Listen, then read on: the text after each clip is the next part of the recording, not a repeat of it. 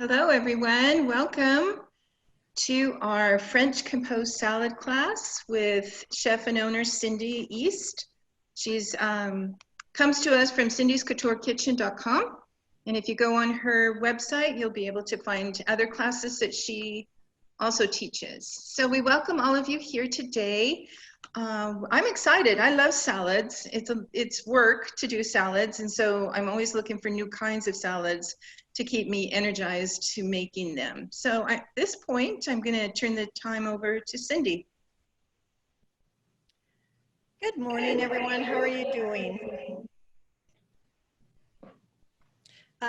If you have a microphone on mute, please unmute it because I like to have participation in my classes.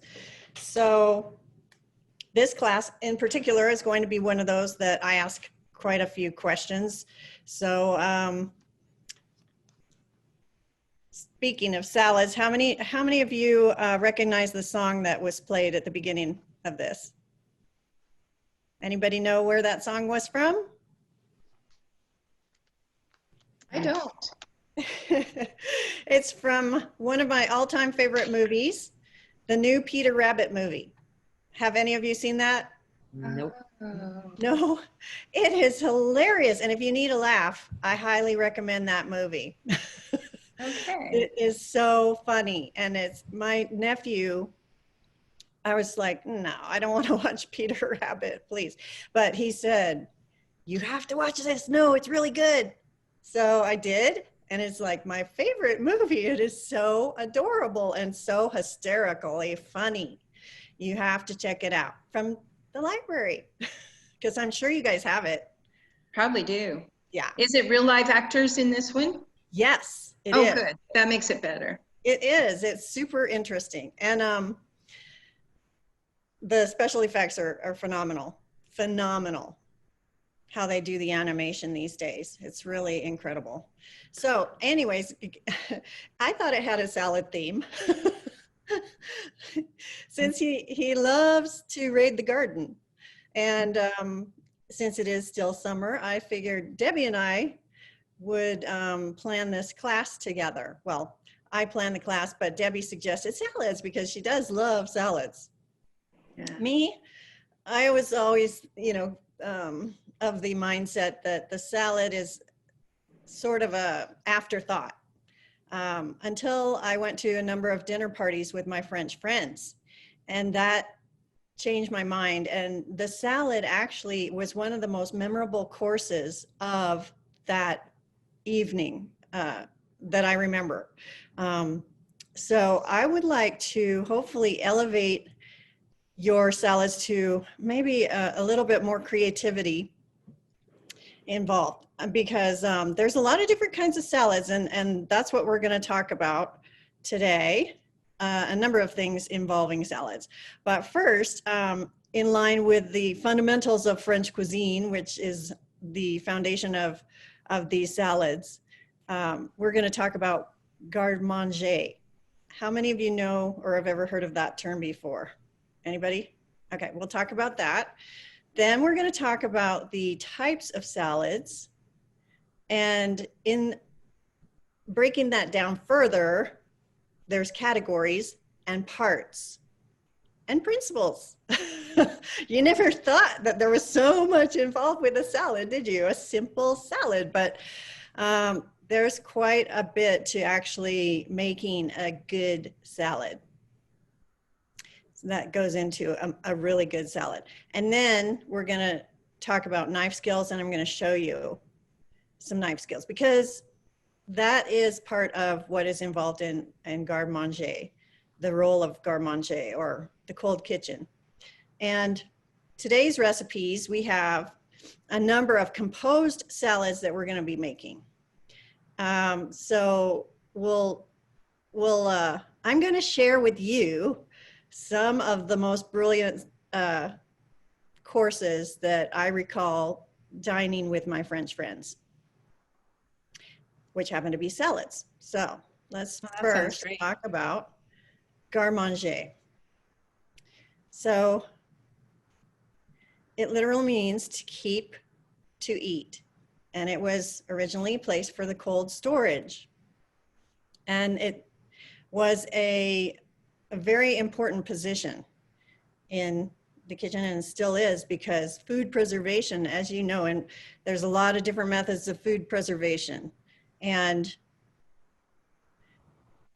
we're going to talk about a few of those, but so they needed to be able, it became a position under Escoffier. Auguste Escoffier was a very prominent French chef that was the father of haute cuisine, and high cuisine is what that means. So garde-manger is basically the one who is the position in the kitchen that does all the cold preparations. So whether that's cured meats or cheeses or putting all those things together and seasoning them, they have to know a lot of things in terms of food preservation and the effects of all the different flavors, sweet, bitter, umami, savory, and how to season. Because so for a charcuterie board? Yes, exactly. Charcuterie. Exactly. They would be the ones that prepare that and send it to your table if you're dining out. And that's now under, because of Escoffier and the brigade system that he created at the turn of the century in the early 1900s, this is a specific position in the kitchen with specific duties and responsibilities. So now you know. And so these are some of the competencies that they have to be proficient in. And as you know, knife skills. How many of you have ever taken any training in knife skills? I have. So you know it takes a lot of practice. What do you think, Susan? What kinds of, I mean, this is something that you practice every day. It's super important and beneficial to know some proper knife skills. And to have a proper knife. Exactly. We're going to talk about that, what knives you need and what cuts you need. Mm-hmm. So if you take a look at these pictures of food presentation, and on the right, the food preservation, that's gelatin, by the way. There's all kinds of really interesting ways of presenting salads. So the three types of salads, one that you're probably most familiar with is a simple tossed salad. And usually lettuce. The French have salad after the main course to cleanse the palate before the cheese course or the dessert course, if it's a kind of a light course meal, which is really kind of different to our American style of how we do courses. We usually have salad when? Beginning. Exactly, at the beginning. So usually the French salads are just dressed with a vinaigrette with a nice green of some sort, and they're served after the main course. So that's the simple. And then the complex is more than one ingredient. What are some types of complex salads that you've had? Layered salads. Okay. That's about as complex as I've gotten. How about some of the rest of you? Kathy, Sue, who else do we have here today? We've got Courtney. Let's see. We've got Hello, lots of everyone. Norma too. Hello, welcome back. I see some familiar faces here. Good to see you guys. What would a shrimp Louis be, Cindy? Oops, I need to go back. Well, it depends on, usually it's under the next category, composed, because that is plated by carefully arranging versus just tossing. And it has an element that's mixed or tossed. It's mixed with mayonnaise, the shrimp, and then it's arranged on the plate with other components. So it's a composed salad by that definition. Okay. So you following me here? You didn't know this was so intricately detailed, did you? So does that make sense to y'all?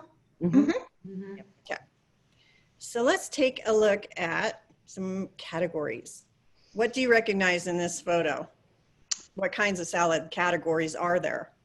Oh, that lentil salad looks like it would be what? Composed? Well, it's actually tossed, Oh, or actually it's a mixed, but a category is altogether kind of a shift in your thinking. It's a salad with legumes, grains, or vegetables or vegetables. So that has all three. So that would be that category of a vegetable, legume, or grain salad, like a farro salad. I see a chef salad. Okay. And what would that be an example of? Kind of meat and eggs and But is I it just tossed? I think it's a combination of, I think it's more of a maybe a composed. Exactly, because you have to carefully plate that. And underneath, there could be a salad with some sort of dressing on it that is also a component of that, but it's carefully plated. That's the key, right? It is. It's not just tossed together. What are some other categories?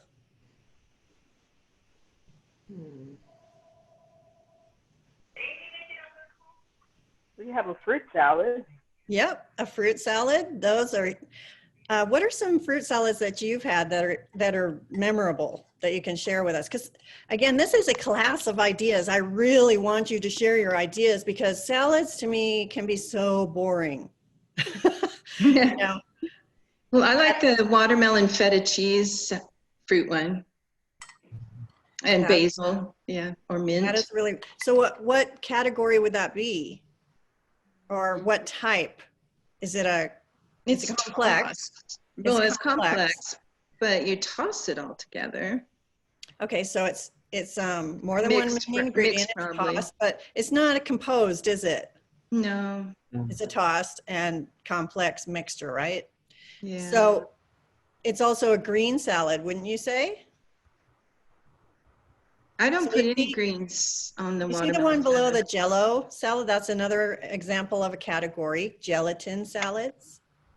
Yeah. See the one below the gelatin, straight below it? That's a green salad. So I would say that one, Debbie, that you just gave an example of, the watermelon feta, is an example of a green salad because that's the main ingredient. Would a chopped salad be a complex tossed? Like what kind of chopped? Where everything is chopped up very small. They call them chopped salads at the restaurants. So And what's the ingredients? a little bit of everything, lettuce, raisins, all kinds of things. And Kale. is it bound together like the one on the left? Like with Um, mayonnaise or some sort of I'd usually a dressing? dressing. Yeah, dressing. Just Pardon? a dressing, not a thick, not something thick though, right? Mm-mm. If it's one like, think chicken salad or tuna salad, like the one on the left, that's called a bound salad. Did you know that there's a category called bound salads, and you can, think of all the different ones that you've had, like a macaroni salad that's got a thick dressing on it, and egg salad, potato salad. All of those are examples of bound salads. So Okay. I don't know if your chopped salad is mostly, bound together by a dressing, or is it kind of like the composed salad that's in the upper right? Probably more the composed salad, I'm guessing. Uh-huh. There's a lot of different salads. Oh my I God. know. I just never really thought about it that much until this class. So does every country have a like national salad that they're known for? I mean, is there a common salad in most countries? Well, that's an interesting question, Debbie. Let's just think about the United States, something that we're more familiar with probably. What, do we have a national salad? Well, we eat a lot of green salad. I don't think we have a national salad though. Do you? Not traditionally, I don't think. So what I think- about Caesar? I- What would that be an example of? This is a quiz. Is that Italian because of the anchovies? It's not Italian. How about It's Rome? not? Nope. Roman because of the name Caesar? Yeah, Roman. I guess it'd be Italian though, wouldn't it? Rome. It's not, Sharon. It's actually created by someone who is Hispanic, a Mexican. Oh, His name was really? Caesar, Caesar. and he's the one that created it. Hmm. He was like from right below San Diego, that area.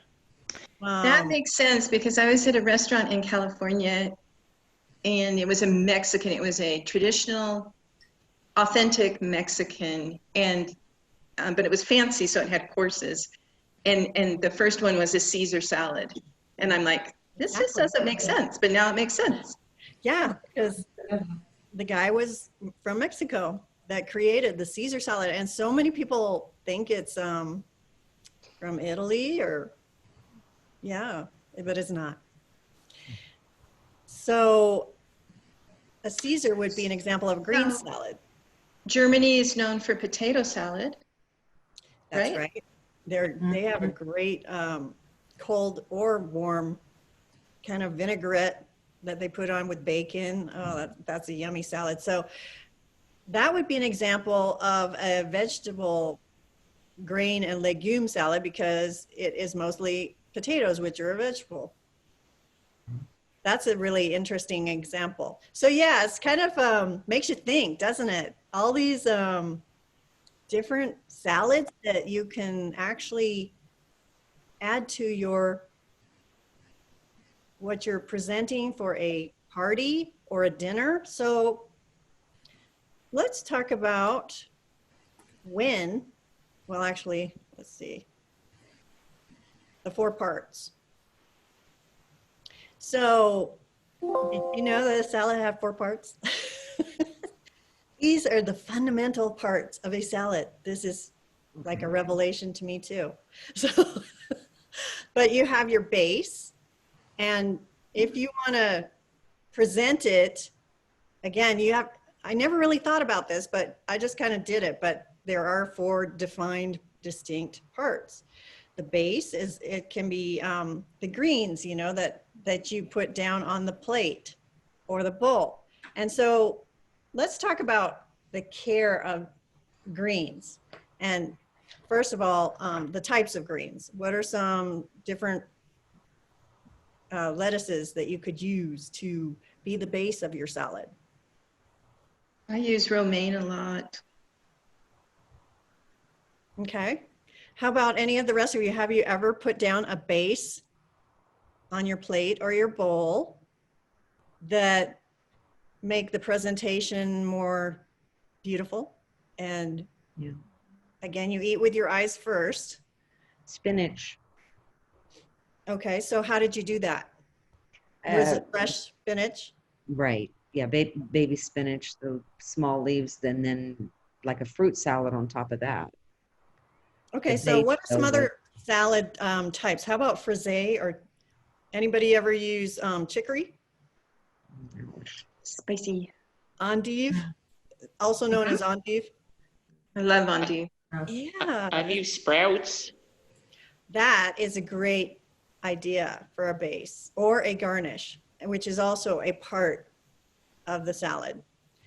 I think my favorite tasting one is a butter lettuce. Me Yeah, I too. agree. I agree. And that is exactly what I use for my base. And I just did that as not really, defining these parts, but that's the one I like too. But frisee is also really nice. And spinach would be great. So Would you use frisee all by itself, or is it just kind of sprinkled in amongst something else usually? that's what I do. Okay. Like with butter, like baby butter lettuce. Yeah. Mm-hmm. And I sprinkle in arugula. arugula. I like arugula, but not as a whole salad. But I Oh, like I love to arugula. put it in. Yeah, just because, and it's supposed to be really, they always say good for your digestion. So it's supposed to be you know. Yeah, that is a really, really important one that I forgot about, but I do use that as a base as well. And it's got a peppery flavor. And last week I was talking about edible flowers and dandelions. That would be another one, which would be interesting because that is also one that you have to try to appreciate more. So that's your base, what you start out with on the bottom of the plate or the bowl. And now let's talk about the care of that, the care of the greens. How do you prepare them?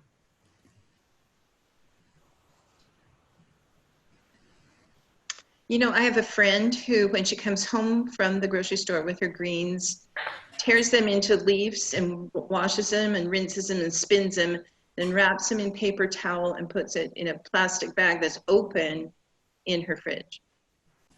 And when do you prepare them? I don't know.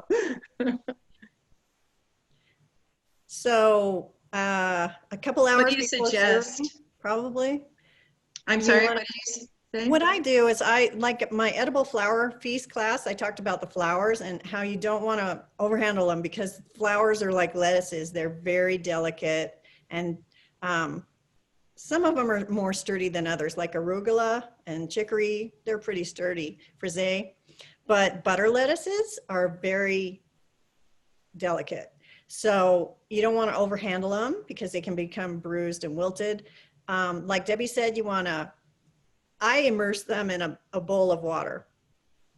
And that crisps them up if you put them in ice water, like an hour or two before you serve.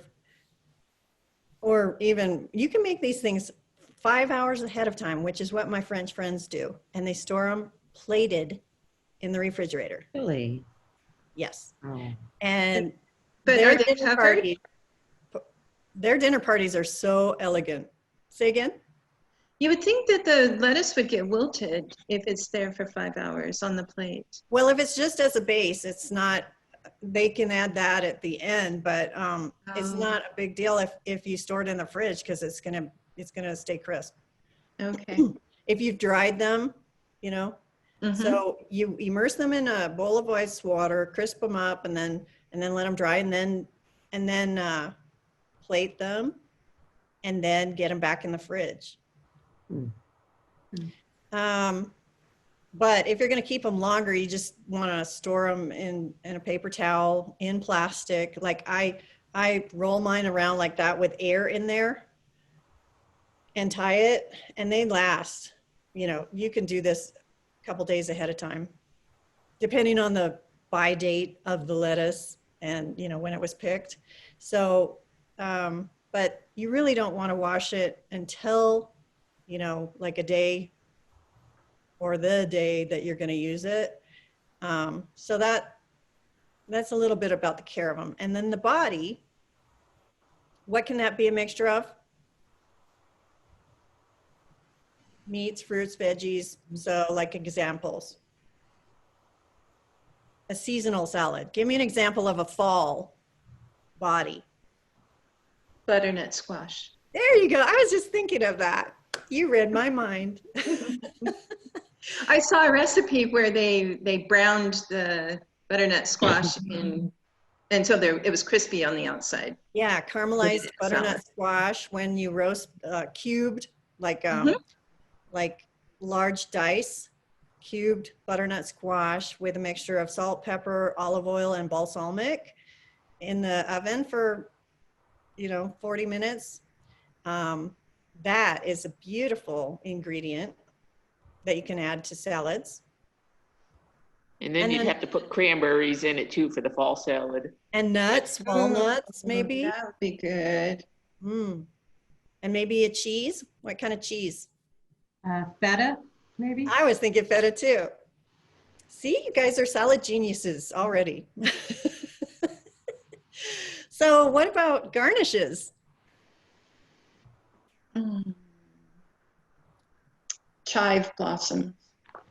I used that last week and it was so beautiful. And if you hadn't gotten a chance to get into that class, you can see some of the examples of the salads that we made last week. And I garnished them with chive blossoms, and I just picked the little chive blossoms and sprinkled them as garnish. And it was beautiful. Also, things like marigold petals, edible flowers.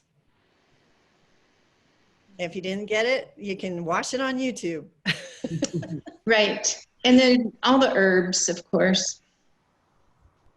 Yep, herbs are beautiful. What else can you garnish with?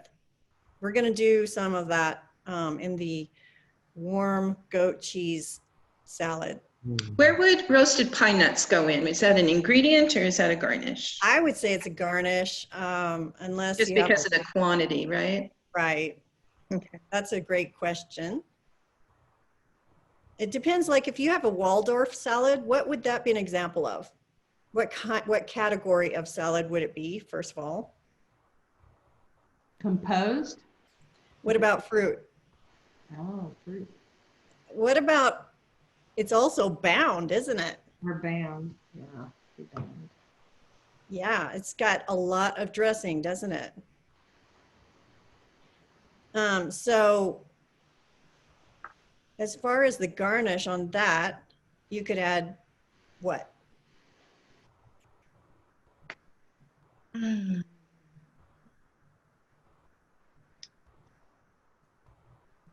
What? Cindy, you tell us. Well, I'm just asking for your ideas. What have you seen? Coconut? That's an interesting thought. I mean, that's really a neat way to make it your own personal signature, I Oh, think. that's interesting. Toasted a coconut. How about broken walnuts? I was thinking that and maybe some mint. Oh, I love herbs. If you Mhm. hadn't known that yet. And so dressing, let's talk about dressing. Oops, I didn't mean it to do that. Dressing. What are some great dressings that you guys have made or had?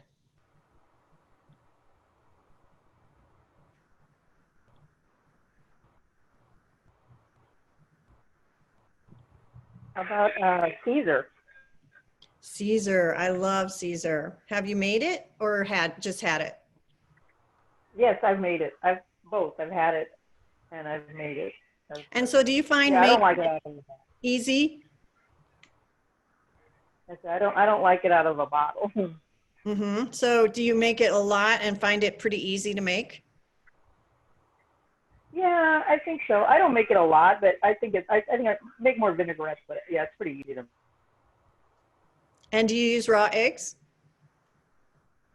Yeah, Okay, so do you you just are very careful about the source of those eggs, right? exactly. Yeah. And then a lot of times if you're concerned about that, all you have to do is put it in boiling water for say 30 to 40 seconds and take it out and then just crack it into the salad and mix it up. I And it didn't will know be, that. yeah. So that's another tip. All right, so that's a great dressing. What other dressings have some of you had? If you took the edible flower feast, did anybody make the salad last week? Debbie, did you? I haven't yet, but I made the dressing for today. Okay, so what about anybody make the salad from last week? That was an orange sesame vinaigrette. That's one of my favorites. That was pretty light and really flavorful. So anyways, I like a lemon oil dressing. so let's talk about how do you dress the salad? How do you dress the lettuce? That I'm asking you all, how do you do it? I have a Kinda depends huge on the metal lettuce. bowl and I put it on the lettuce. I know how much to put for each one. So about a tablespoon per thing, and I just toss the greens in the big, huge bowl. So you do the greens first and get them moistened This is a really, really interesting question. It's part of garde manger responsibilities as far as how to season these different ingredients. Well, I'll do it even if it's a base, I'll season it, or if it's a tossed, I'll do it both the same way. Because I'm sure we've all had salads at restaurants, or, you know, we've done it ourselves, where there's way too much dressing on it. Have you ever had those kind of salads? Oh yes, that's Yeah. disgusting. Yeah, Hey, so Cindy, I have a question. Do you Yeah. dress your salads sometimes just doing the oil first and coating it, or the vinegar first and coating the lettuce and then adding the oil, you know, just making it in the lettuce greens itself? Or do you Yeah. always do it on the side? yes, no. Well, anybody know who Thomas Keller is? No? No. He's the #1 chef in America. Hmm. If you ever go to Napa or Yountville, he has a couple restaurants there, French Laundry. Anybody Oh. ever heard of French Laundry? I have that. It's a thick cookbook, really thick. Yes. Yeah, I used to live right around there, so I've never been there, but I've heard of it. I didn't want to pay $400 for a meal. Lucky girl. Oh, too bad you didn't go. But there's another restaurant called Bouchon where all the people that work for Thomas Keller go. And that's his restaurant too. They work there too. There's a number of restaurants that he owns. And according to him, the way to dress a salad is to basically pour it around the bowl, not on the greens, because you can wilt them, and that way when you toss, you're sure that no particular piece of lettuce has too much of that dressing on it if it's rimmed. Or you can put it in the bottom of the bowl first, make it in the bottom of the bowl, and then toss the salad. You put the salad on top of that and then toss it, and that way it's kind of all together and prepped for your party. The other thing that he does is just adds a little bit so that every piece gets a little bit of the dressing, and then he puts the rest on the side so that you can add more if you want to. So he puts the rest of the dressing on the table. So I think that's something to think about and remember, because I think, you know, a lot of times we make the mistake of overdressing salads. Yeah, like Olive Garden has the really good salad, you know, that they serve, and it's already dressed, but it seems to taste good. I don't think it ever feels like it's too much, but usually when I serve like tossed salad, I don't ever put dressing. I just let people individually put dressing on. I think that's how we've always, because everybody, I buy a lot of my dressings, that Bolthouse Farm, those yogurt dressings. They're always coming out with new flavors. They had a really good one, strawberry poppy seed. And so if I use that that's sweeter, then that's when I'll put like, you know, blackberries or blueberries on the salad. And then we'll do like, you know, something like that. If I don't have fruit, you know, just a regular ranch, or they have a lemon basil now. But So the sweet salads, or rather the sweet dressings, a lot of times, you know, simple syrups or whatever go really well with a fruit salad. A lot of times those orange vinaigrettes, kind of tart, but they have like the umami flavors. They're kind of salty, sweet, as well as, and then, you know, you can add the heat as well into the dressing if you want, but a lot of times those are good for the greens and vegetable salads. And then you have your bound salads, which, like, a lot of times they're a component in a composed salad. So like if you're making the Napoleon, which this is one of the courses that I served when it was my final, I used to work at a restaurant called the Three Crabs in Dungeness, Washington. This is kind of where this salad that I created came from, the Napoleon that I sent to you all today.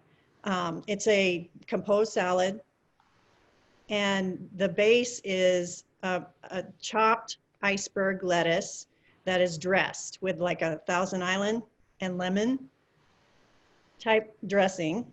And that is the base.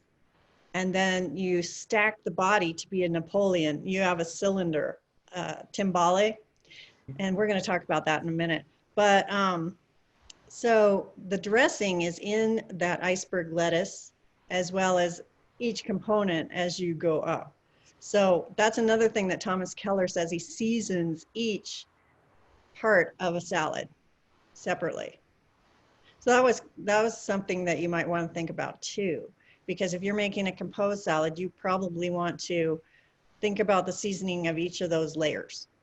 So that kind of goes back to that question, do you season the base? So yeah, you would.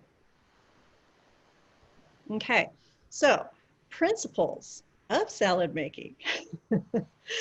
So you can serve these things, you can get this done way ahead of time. I always used to hate salad because making salads was my job growing up. And I was like, oh, do I have to, there's a lot of work involved in prepping a salad. So you could make these though for your dinner party and get that stress out of the way. If you're making a composed salad like we're making today, like my French friends had served me, you can do these 4 to 5 hours ahead of time and chill them in the fridge plated. It's really wonderful. And they are one of the, like I said, most memorable dishes that from the whole evening. So basically these things are common sense.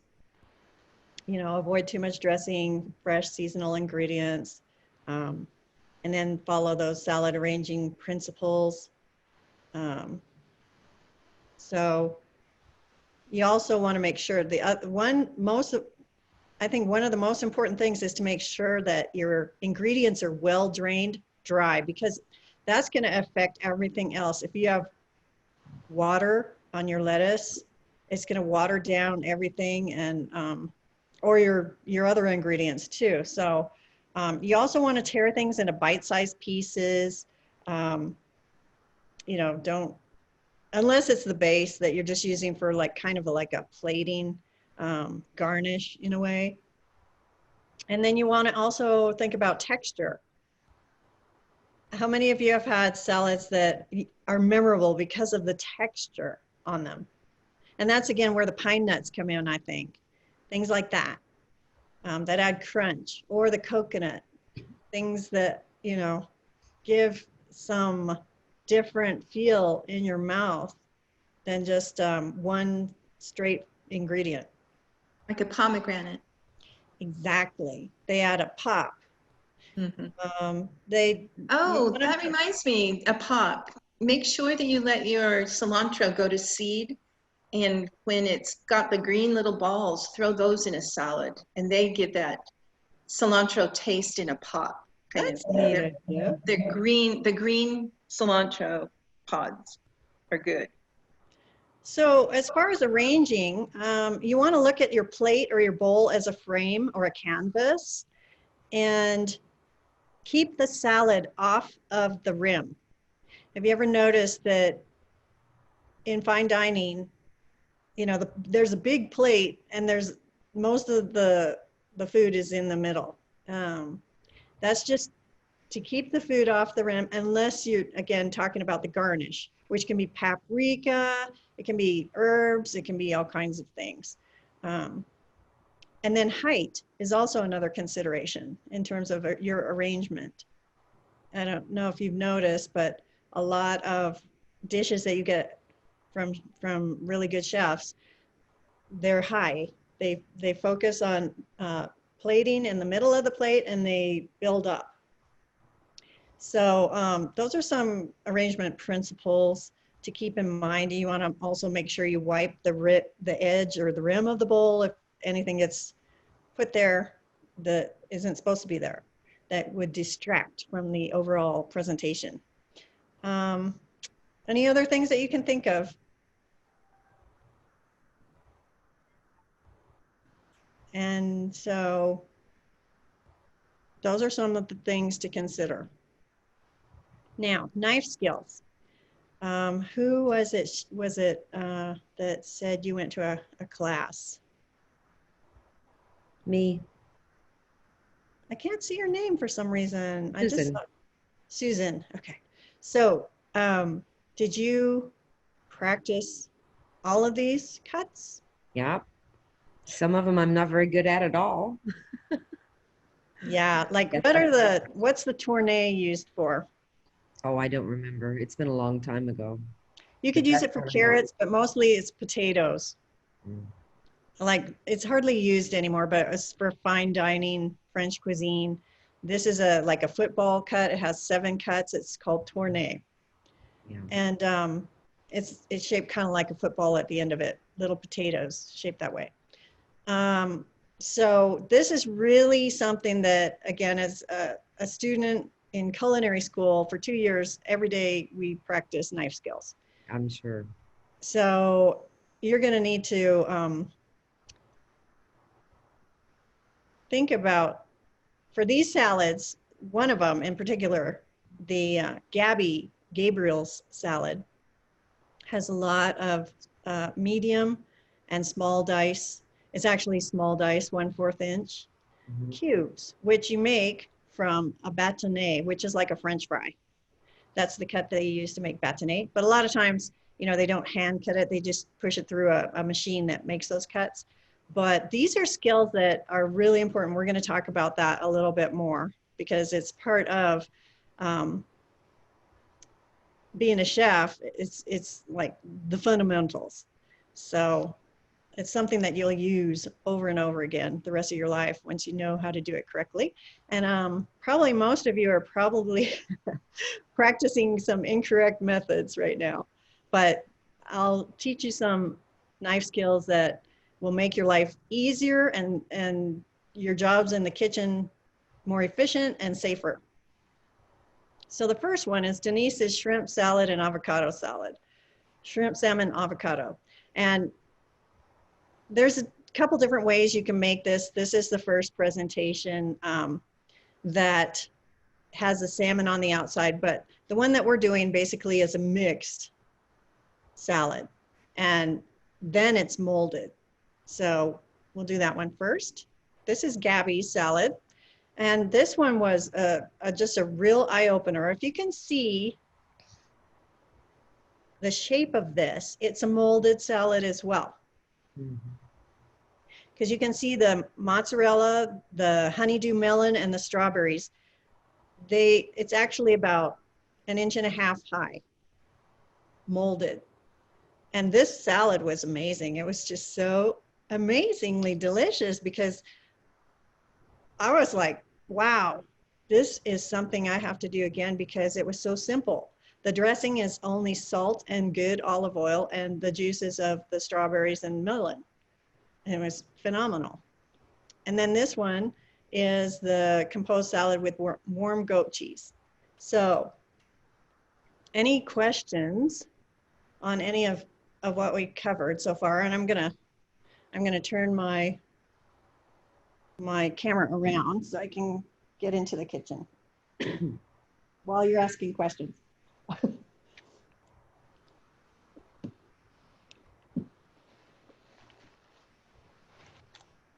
Did any of you make this yet? No. I've got some of the molded salads chopped. Okay. Hey, Cindy, you need to make your screen big. I'm gonna Stop stop this sharing. Mhm.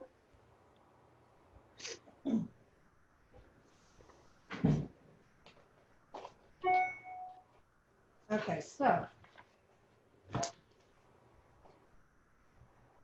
I'm going to show you some of the fun toys that I have that are something that you need to keep an eye out for if you don't have, because they're really kind of fun to play with. And this is one of them. It's the mold for the timbales. And this is an adjustable one. And you can move it so that it's smaller. Like if you want to make a small ring or a big ring, you can adjust it and make it small or big, like that. See how small that is? Where did you get that? I don't remember where I got it, but I was just in a kitchen store, I think. So you can adjust these things and make it larger or smaller. And it's stuck right now, but these are some other ones my French friends gave me. And this is really cool because it's got this base, and then it's got these rings, and then it's got the press to press it down and compact it. And this one you can get online from Amazon, and you can make desserts with this. You can do all kinds of fun things with it. Comes with 2 rings and a press, and then the base. So this one is Avocado. So it's a round food molding set, 4-piece. And we'll be using that today. So let's take a look at Denise's salad first. So the ingredients that you can all follow along with me are, let me move this a little closer. Okay, so it's got my smoked salmon, my chopped shallot or diced, finely diced shallot. It's got the cream cheese, it's at room temperature. And I have my lemon, which I'm gonna add. And I've already added the dill weed. Now I'm gonna add some salt. And as far as salt, this comes from France. It is used for everything. My girlfriend Denise, who the salad is attributed to, gave me this salt. And it has all kinds of seasonings in it. I love it. It's amazing. I use it for everything, but you can use, this is French salt as well. Fleur de sel, or you can use this Maldon, this is smoked Maldon salt. This also would be really interesting. I mean, I kind of like to collect salts. Do any of you have any different kinds of salts that you use? Just sea salt. Mm-hmm. And a pink Himalayan. Yeah, pink Himalayan is very popular. This one is nice to season with, and we'll be using this one on our second salad, Gabby salad, Gabrielle. So what else do I need to add to this? Some shrimp. And I already have the cooked shrimp cut into like 1/2-inch pieces. So I'm gonna add a little of that. And I need to add my lemon juice.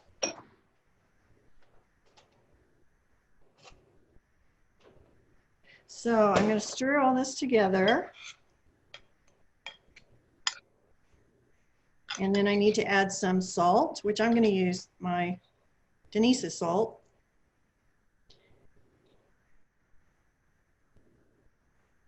And I would say 1/4 to 1/2 teaspoon. And this is enough for 2 people. I didn't make enough for 6, but this is plenty for 2. Because I don't want to, I'm not having a dinner party tonight. So, and then you want to put some olive oil on it. And you could either use regular, or I have an olive oil store where it has all those amazing flavors of olive oil. So I tried this lemon, Sorrento lemon olive oil, and I thought this was pretty good. So I'm gonna try a little bit of this with it to brighten it. I know it says 1/3 cup, but I'm just gonna add it as I go here. And then if you want to be really fancy, and if you don't have these molds, I'm going to just show you what you can do. So this is a beautiful salad. So, you know, if you have fine china, this cup is from my husband's mother. And I think it's a really pretty shape. And all you do is just line the vessel, whatever it is. If you don't have one of these molds, you can just use something similar like a ramekin or something with a beautiful shape. and line it with saran wrap. And let's see, I need to add a little bit of pepper as well.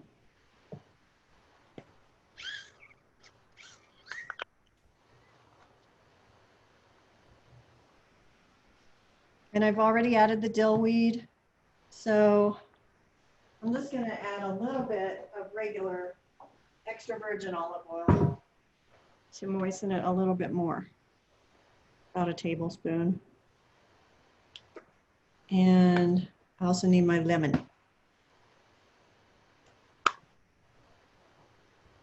So one thing about lemon is it's going to turn your salmon, it's going to basically cook the salmon. So you want to just add that at the very end because you don't want your salmon to be brown. So you could just dress your salad with it. Now, what you could do is line this with the smoked salmon so that you have it looking like the example that I showed you in the PowerPoint. Or you could just, you know, mix it all together and let every color stand out. So what you're going to do is, the idea is to chill this so that it kind of solidifies a little bit better. So all you do is compact it in here and then put this over the top to put in the fridge. But right now I'm just going to show you how it looks plated. So I've got my husband's mother's really beautiful china, and I have a butter leaf, lettuce, butter leaf, and I'm just going to flip it over like that and lift it out. And you see how pretty that looks? That's beautiful. Very pretty. Wow. Very pretty. And so that makes a beautiful presentation. And there you have it. And the only thing I would add would be a sprig of dill. I have dill weed in there, so it's nice to put what is in the actual salad in as a garnish. So I just garnish it with a little bit of dill weed, which I do not have right now. So, So you could do that all ahead of time, right? And then keep them in the fridge? yep, that is exactly how to do it. I'm telling you, it's a beautiful thing when you just pull this out and serve it, and you've made it like 5 hours ahead of time. So moving on, the next one we have, let me move this, is Gabby's. And for this one, I'm going to just show you some knife skills, first of all. So here I have my mozzarella cheese, and I'm going to show you a little bit of what I do. I bought the round ball, the large round ball. And you just slice it and square it like this so that it makes little, easily small dice types of cubes. So it's about 1/4 an inch, about 1/3 of an inch, whatever. It's fine, you know, you just do your best to make them square. And uniform is the idea. They just need to be uniform. So I have my melon, and I have, this is cantaloupe versus honeydew, but you could use either. And I have strawberries for this salad. So all of these ingredients go into this one. Now, let's talk about some knife skills. So right now I'm just gonna move these things over here. So the two knives that are most important in your kitchen is the paring knife and this one. This is the chef's knives. This is the most important. 90% of the time you're going to be using this one. And you want to use what's called the pinch grip. A lot of you go like this, but you don't really have control, or you handle it way back here. That's incorrect and kind of dangerous because you don't know where that knife blade is. And the other important thing is to make sure you have a very sharp knife. So you want to steel the knife, because if you go like this a lot, you're gonna dull the blade, and it needs to be lined back up, because if you look under a microscope, it's got all these little things going, you know, every which way instead of, you know, straight. So you want to sharpen your knife each time you use it. And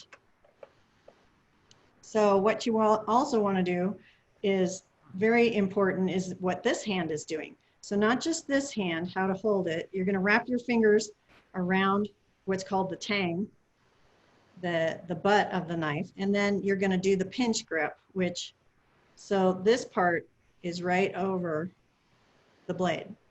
Okay, so you just pinch it in between your forefinger and your thumb, and that's how you hold it for this right, whatever hand you are, your dominant hand is.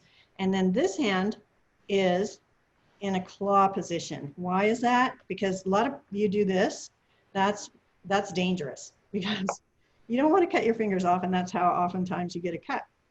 So in culinary school, you learn to keep this hand in what's called the claw, where the knife is always in contact with the knuckle, if you can see that. It's always in contact with the knuckle and not the fingertips, okay?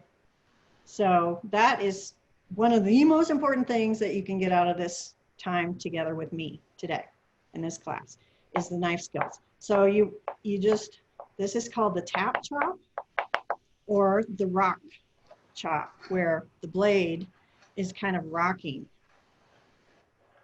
like that. And then the other chop is the cross chop, where like you have parsley or an herb or something like that.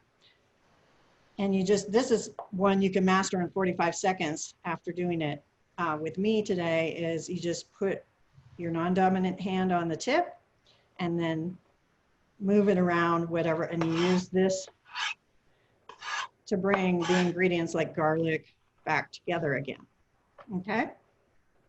So I'm going to finish chopping these ingredients. And this is just how you do this is like a baton, or it's a little smaller than that, but if you go down smaller, it'd be a julienne. And you just wanna, and then these, if, you know, whatever. If you're not perfect, don't worry, it's still gonna taste great. But you can see these little cubes are square.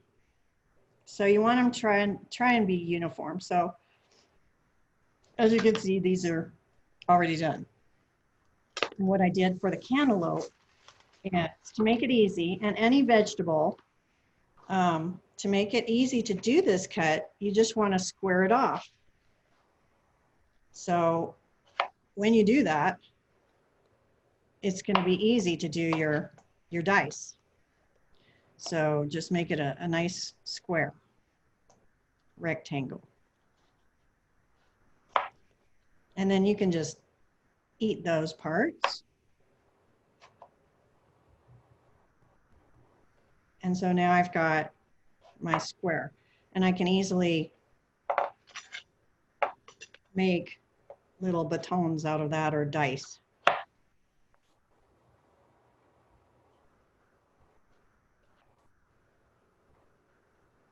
And then my thumb is in the back. If you notice, my thumb is actually holding these ingredients as I move my knife back, okay?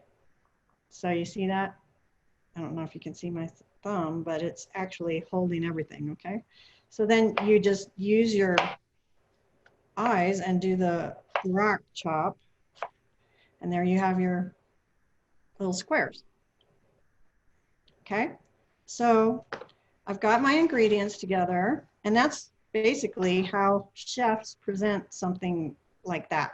And you know, if you want to keep all that, you could just trim it and use it. Again, I can dice this, so I don't waste as much of it. Okay, so there's my cantaloupe all chopped up into small dice. Okay, so any questions on knife skills?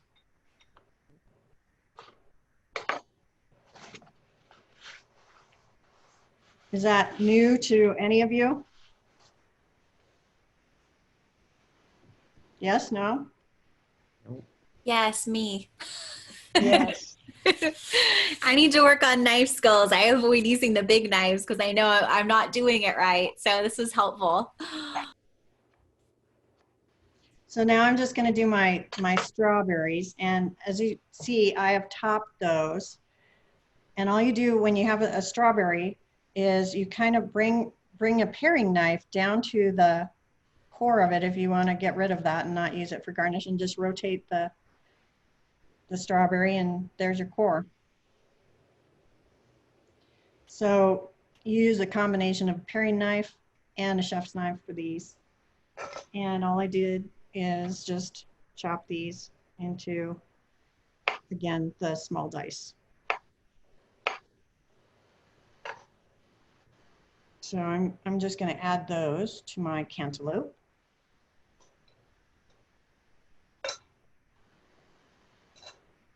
And you know, if you want, you can stack them.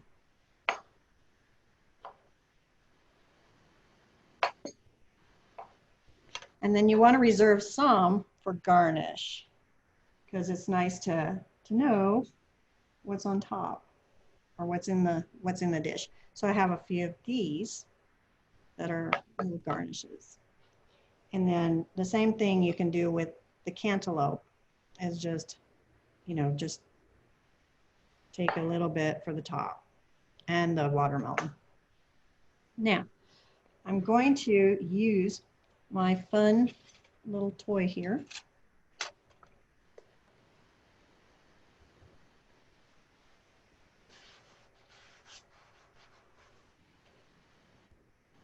And we're going to make it a molded salad. So first of all, I need to toss this to bring the ingredients together.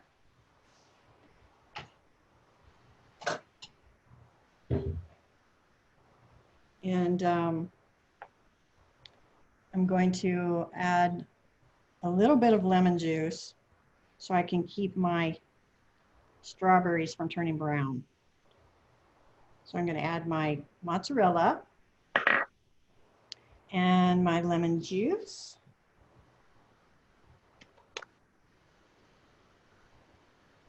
And then I'm going to give that a toss.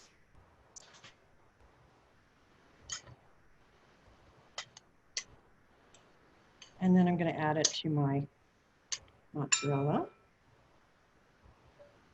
And there's already some juice that's collected on the bottom of this from the cantaloupe. Anybody like any different types of ingredients that would go well with this salad that you can think of?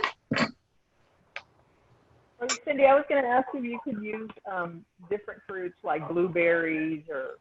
Absolutely. The only thing is blueberry is going to color it blue. That's one consideration that you might want to think about. And I'm going to just add a little bit of this Sorrento lemon olive oil to this. And I also want to add a little bit of salt. So I'm going to add this fleur de sel. I'm not adding pepper, but you could, I guess, if you like pepper. And also the other ingredient for this salad is mint leaves. And for this, you want to probably tear them, but I'm going to just chop them. You could chop them too, it doesn't matter. And then I'm going to reserve a little bit for garnish. And so using that cross chop, again, this is an example of how you do herbs. And you just want to add this into your salad. So all of you will be experts after this class on this one for sure. The others take a little practice. And this is a rock, again, just going like this, but usually you hold the ingredient like this. And again, move your hand back as you cut it. So you want to add your mint.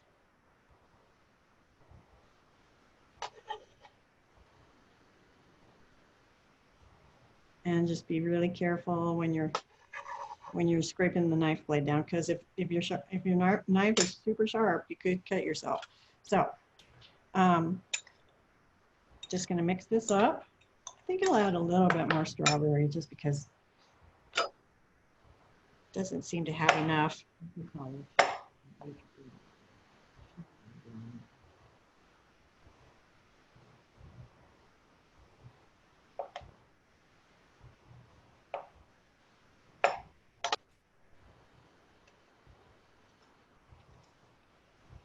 Okay, so that looks pretty balanced. What do you think? Ready to go in the mold? Looks good. Okay, so you could taste here to see if it has enough seasoning. And it tastes really good, really nice.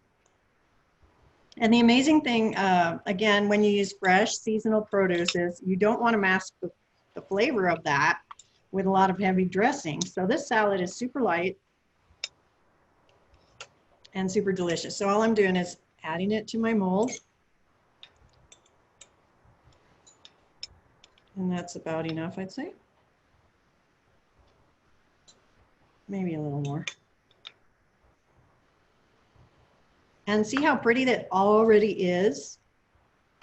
Now, one part. I'm just gonna press that down, not too hard, but enough to compact it. So it's in its shape. And now I'm just gonna get my plate.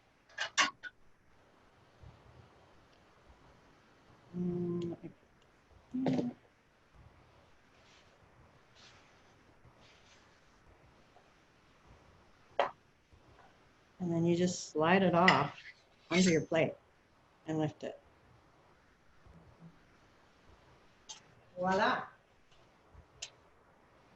Pretty cool, huh? And then you want to garnish it. So I'm going to put a little mint on the top. And then just dress it with a little bit of olive oil. Again, I'm just using this beautiful lemon Sorrento olive oil. And then a little bit of salt. And that's it.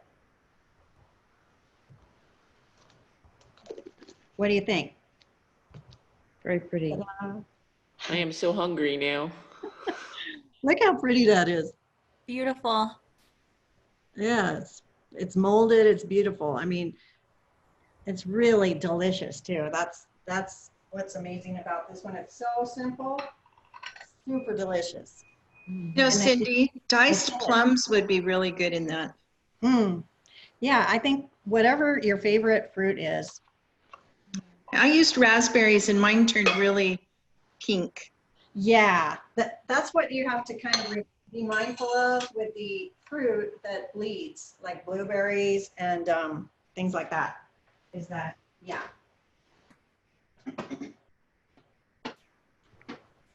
So I think the colors of that are super pretty. And again, for a summer salad, it's super fresh. Okay, so for the next one, let me just clear my space up for a bit.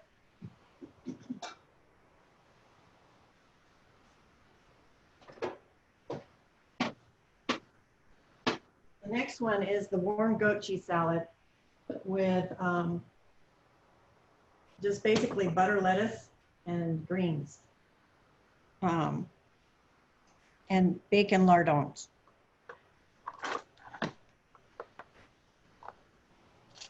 Salads have a lot of parts, don't they? Now, one thing that's kind of fun is, again, the garnishes of your plates. And for this one, this is a beautiful plate. You know, it's a beautiful, beautiful set of china right here, and it's green, which really accents the color of the lettuce.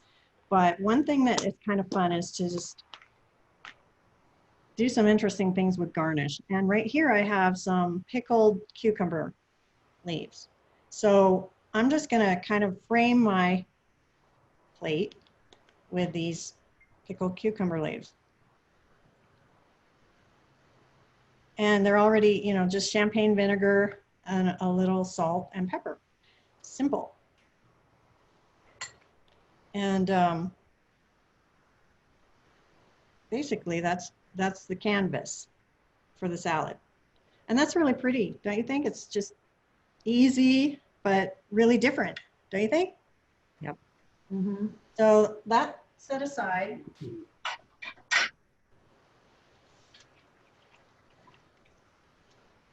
That's just another idea that you could use as a frame for your molded salad. Now we're going to do this. And also another thing that's really important is to have a wet paper towel or a nonstick, or something that keeps your cutting board from slipping, because that's the last thing you want to happen when you're cutting something. Okay, so for this one, I have goat's cheese, which I need to bread and fry. And so I'm going to be heating this up, and I'll bring this back over, but I have a pat of butter that I'm going to, after I bread these, saute this goat's cheese in.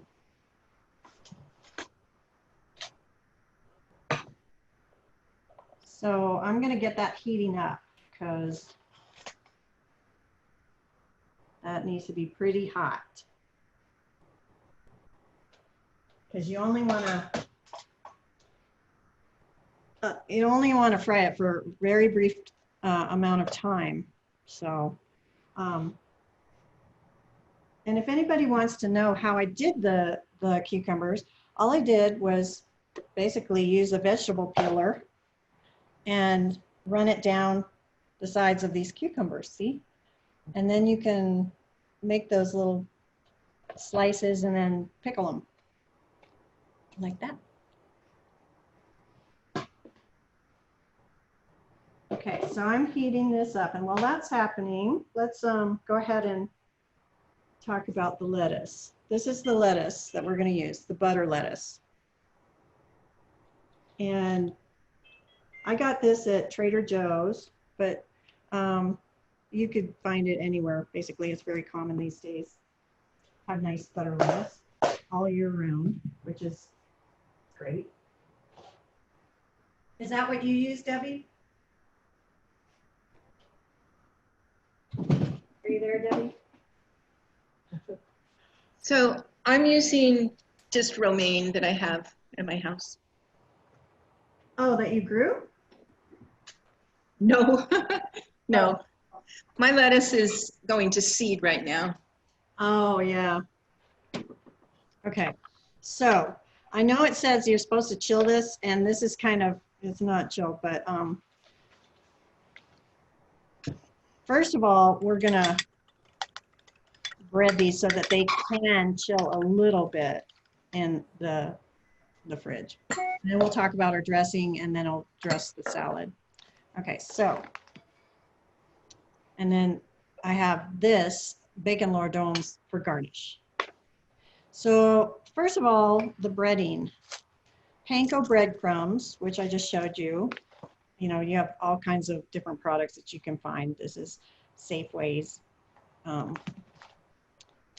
And I added Parmesan cheese to it just as a little extra flourish, which you can do as well.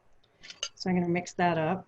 And I've already, it's got herbs and stuff like that in it, which is nice, I think.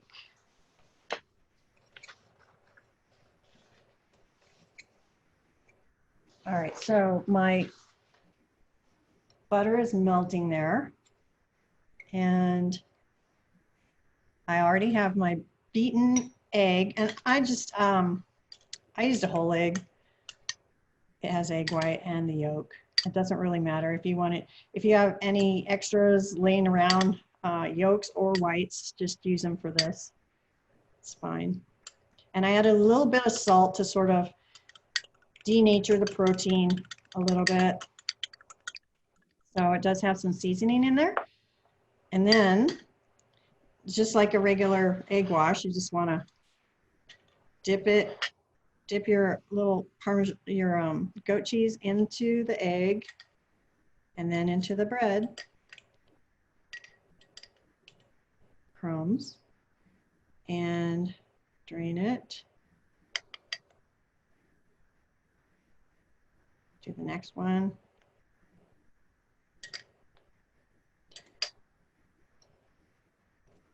And I've had this in France at friend's house.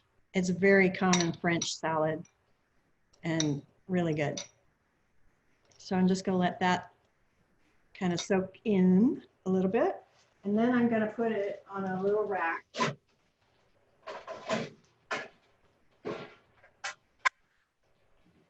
And let it chill.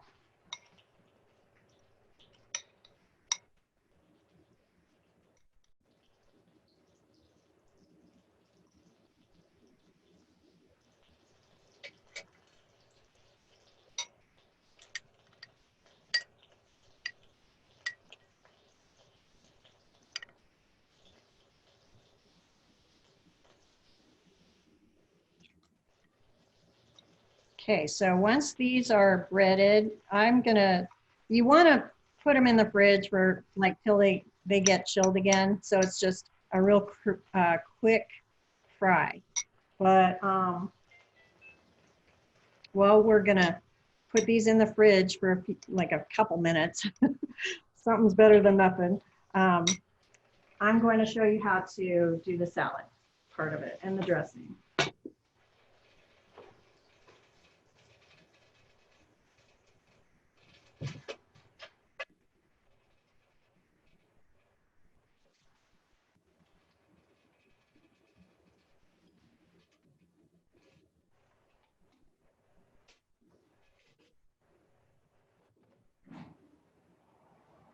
Okay, so those are chilling. I'm going to set this aside. And we're going to talk about the dressing. The dressing is, I've already got the egg yolk in here. You don't have to use that, but it's up to you. And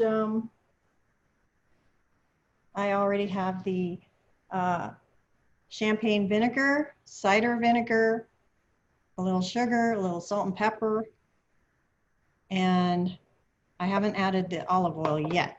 This recipe calls for you to do it in a food processor, which is fine, but you can also just shake it and that'll emulsify all the ingredients. And the other thing that I added is a Dijon mustard, which I think makes a real bistro, authentic French salad. So I'm just gonna add, I'm gonna shake it first so I get it mixed up. And then I'm just gonna add like a teaspoon of Dijon mustard. And that is an emulsifier, which will help combine the olive oil and the other ingredients, the vinegars.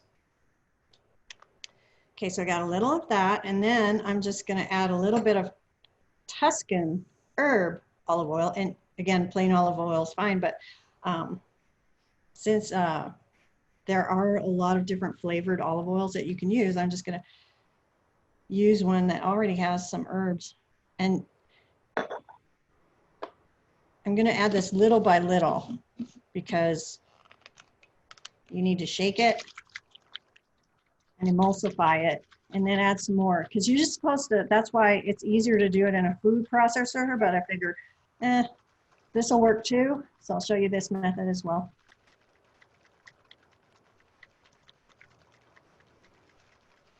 And then just keep adding little drops till you get to about 1/3 cup with the other stuff.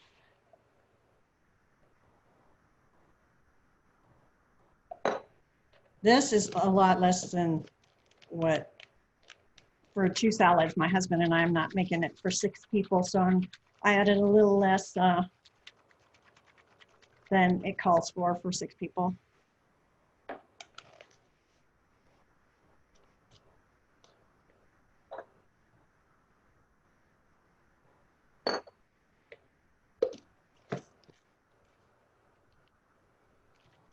Okay, and then I'm going to put this in the fridge while I do my goat's cheese and my greens. I'm going to show you how to dress the greens in a second.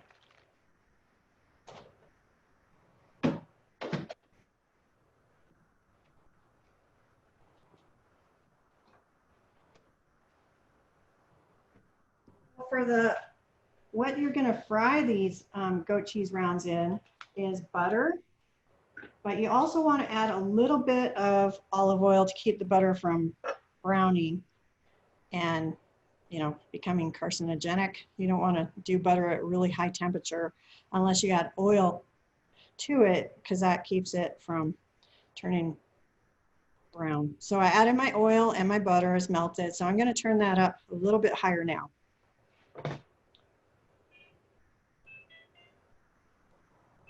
All right, so now the greens. I have enough for 1 salad. And again, how are we going to dress it? Outside of the bowl. Yep, around the edge of the rim. So that not right onto the greens. So just around the edge of the bowl. And let's simulate. It's been in the refrigerator chilling. So I'm going to pull it out. And then just pour it around the edge. Enough to basically toss it and dress it. So now I'm just going to lift it so that every little leaf gets a little bit of that dressing on it.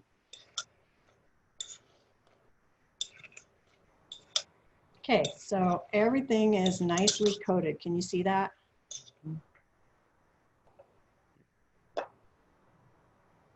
It's not overly coated.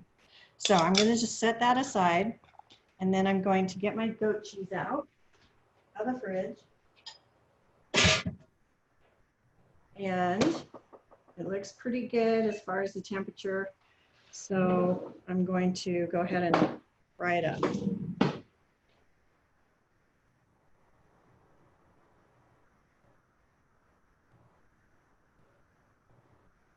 And while that's happening, does anybody have any questions? I actually had a question about when you were breading the cheese, you said the salt denatured the egg. What does denaturing do to the egg to help it? It just breaks the protein down. Which does what? It just makes it so that you don't have big lumps of the egg whites that get on your breading. Okay. You fry it up and you taste the egg. I don't really like that. So what we're going to do is plate this. And you want to try and keep it in the middle. And again, height is a consideration, so that's important. If you can make it higher, that's better. And then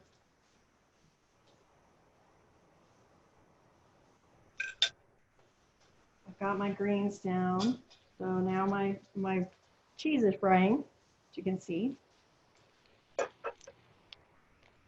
And I only want this in there a little bit because you don't want the cheese to melt. So that's why your pan needs to be pretty hot. So that's in and out pretty fast.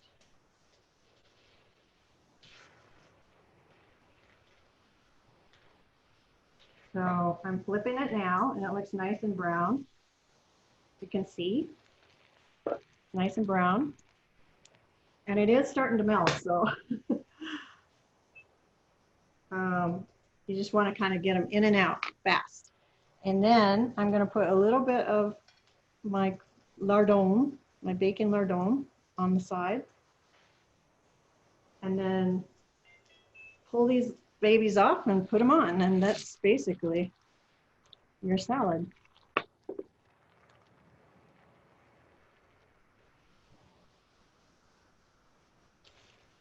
So it's 2 per salad, and that's it.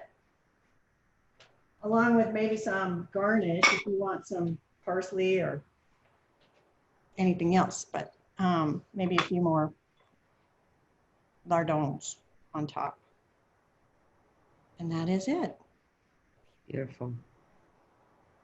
So that is the warm goat cheese salad with the vinaigrette. Any questions on any of these?